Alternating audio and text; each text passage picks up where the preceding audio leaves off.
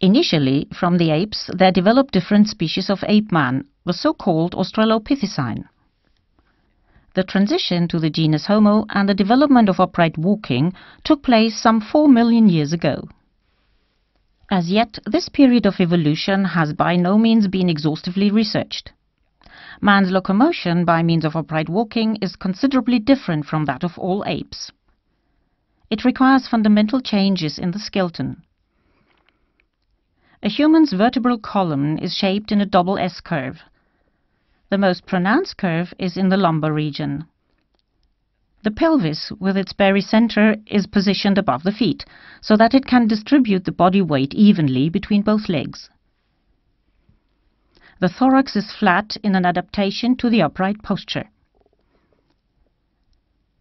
The vertebral column ends at the underside of the relatively heavy skull, and being flexible serves as a cushion against jolts when walking, running or jumping. Like monkeys, apes walk on all fours. Their skeleton has a different static structure. The vertebral column is curved only in the area of the shoulder girdle, and apart from that almost straight. The arm skeleton is slightly longer and the legs are considerably shorter than with humans. The body center of gravity is in front of the feet.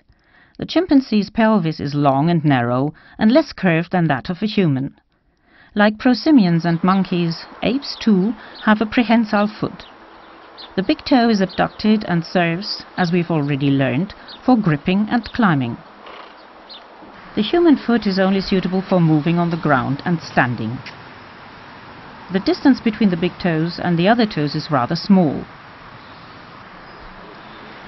What has remained is a relatively good mobility of the big toe.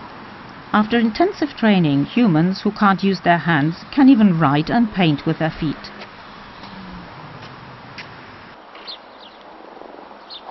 At first sight, a chimpanzee's hand is remarkably similar to ours, even though it is larger.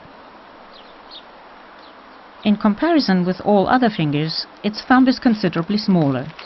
This is one reason for the reduced manipulative ability in comparison with the human hand.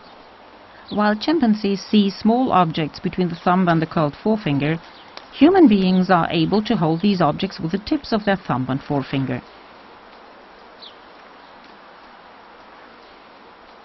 In the course of evolution, the human hand has become an all-purpose tool. In the development of the skull too, significant differences are obvious. A flat forehead, bulges for the eyebrows, and a protruding jaw area are the most conspicuous external characteristics of the chimpanzee. The brain volume is smaller than that of the rest of the skull, where the protruding form of the mandible is dominant. The human skull's characteristics are, on the other hand, a lack of bulges above the eyes and no protruding jaw.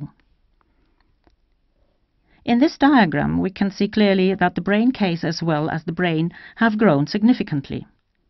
The enormous increase in brain mass is the advantage human beings have over all other beings on this planet.